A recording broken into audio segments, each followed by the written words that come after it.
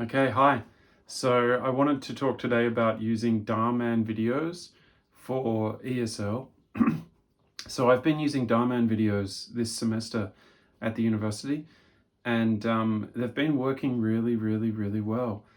For those of you who don't know about Dharmann, he's like, I guess he's a kind of a video maker. Like that's exactly what he is. He makes videos, but his videos have a moral to them. They have like a message. So every video is teaching um, you about something, or making you reflect upon something, upon a message in a video.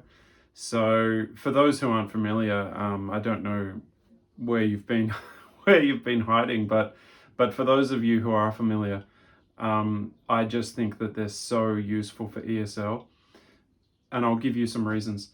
Number one, the Dharmann videos, everybody speaks fairly slowly. They don't speak too fast, so people who are trying to learn English can understand what is being said a lot more than they can in usual content that you would introduce to the class.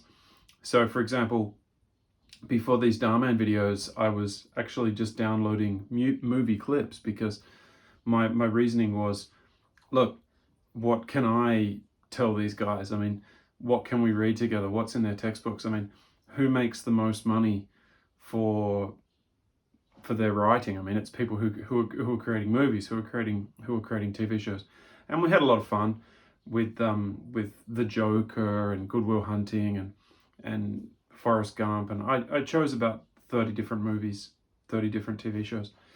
But what I began to understand was that even though it was really exciting for me as a native speaker, as someone who fully understands English, the students were kind of like not bored by it, but they found it really challenging. Like a lot of the movies, it's really tough, and it really, I could tell that it really just broke them when they couldn't do their job. So what I asked them to do was create like transcripts of the dialogues in the movies, and a lot of them were able to do that, and they were able to do that by going online and downloading the movies with subtitles, and they were able to do it, but some of them weren't able to do it, and it just really, it hurt me, like, because I could tell that they tried, but they just couldn't do it. And then watching them again and watching these videos, and it's like machine gun fire English.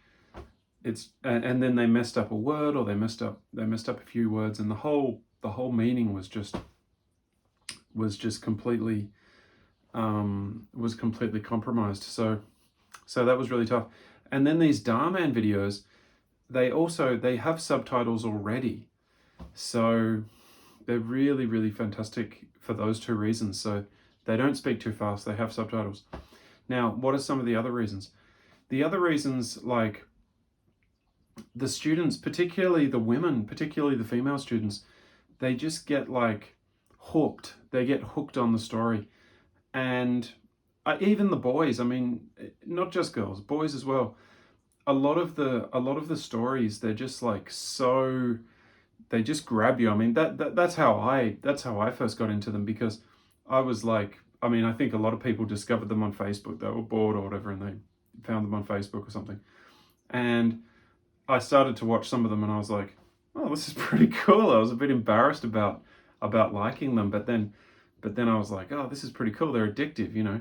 And yeah, and the Dharmann world, I think it's just like really, it's a really funny world, and it's kind of a consistent world. Like everybody is either like wearing a $5,000 suit, or that's their goal. Like everyone's really focused. Like everyone wants a Bugatti or a Bentley or something like that.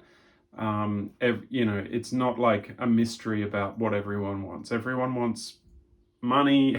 You know, that's, and the students, the Chinese students, they relate really easily to that. They're like, well, you know, I want money. I want to show off that I'm successful. Like I would buy a bag. I would buy my partner a bag, or I would try to buy a Bentley, or I would feel really happy if I was in a $5,000 suit, or or going to a nice restaurant or whatever. So they're very, very, very relatable for the students. The actors in those videos are really good actors. I think they're great actors. They're terrific actors. They're really fantastic, and I would love to see some of those Dharmann actors in big movies. That would be really amazing. Yeah, but they're terrific actors. The women, I guess, like, to be honest, I mean, this attracted me to the videos initially. The women are beautiful, you know, like a couple of the women in some of the Dharmann videos are really beautiful. I mean, I sound like I'm just looking at them in that shallow sense, but that gets the boys hooked. You know, the boys are like more likely to watch the videos, and it's a big challenge, you know, these 20-year-old boys, to get them not to look at their computer games on their phones in the classes, and putting that up there, and what I've been doing. So I'll just get to what I've been doing. So I'll play one of the Dharmann videos. I've downloaded all 376 of them, and I'll play one of them, and then I'll write questions on the board. So for example, one of them will be about, there was one recently about a female police officer that I played, and the men are like, you know, this man is laughing at her, saying that she can never be a real police officer. And so I wrote questions on the board. Is chauvinism, is sexism a problem in China? And this provokes discussion, and I wrote a few questions like that. And then some that were just semi-related, like, is it easy to be a police officer in China, and what's difficult about being a police officer? And go around the room, whatever. And showing that video really like drives home to the students that, yeah, sexism might be real, like it might actually happen.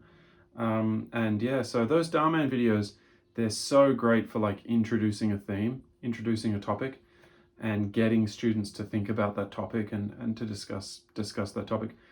If I was going to be like super professional about it, I could already prepare the questions, but then I also think like, I don't know, what am I going to do in the class if I prepare the questions beforehand? I like to get a bit of chalk on my fingers in every class, and I like the pressure to be on me a little bit as well. If there's no pressure on me to think, I don't enjoy that. I like there to be some kind of pressure. Now I'm a very happy camper today because I haven't signed my contract yet, but I'm going to be signing it on Friday. I've got a further 2 years on my university contract, so I'm very, very happy about that. And it's just a big relief to be able to have that job security going forward. So all my work, organizing English corners and tutoring postgraduate students and trying to be friends with all of the staff. I mean, it's all stuff I enjoy, actually. I mean, it wasn't just to ensure my job security, but all of that stuff seems to have had an impact, and or more likely, they're just desperate for a foreign teacher. And I actually met the head of the faculty again, the head of the School of Foreign Languages, in the dining hall, and he's a really nice guy. He's actually from Inner Mongolia. He's a really cool guy, and he lived in Japan for a long time. And I sort of said to him, like, just spoke to him briefly in Chinese because my Chinese isn't great, but I just sort of was able to be polite and friendly to him. And yeah, I'm very, very happy to have a contract, to have a job, and it's really, really good news for me. And look, those Dharmann videos, anyone who's teaching ESL to adults or to teenagers, download the channel, use those videos, because it doesn't matter, like, I guess it does matter, like, the class topic or whatever, it's got to be related, but it doesn't matter really what the video is. Like, all of those Dharmann videos can be used, and the students that I've been showing them to, they're just like, they can't get enough of them. It's just like, they're just loving it. So thank you very much, everyone, and this has been another Bike Basket video. Okay, bye-bye.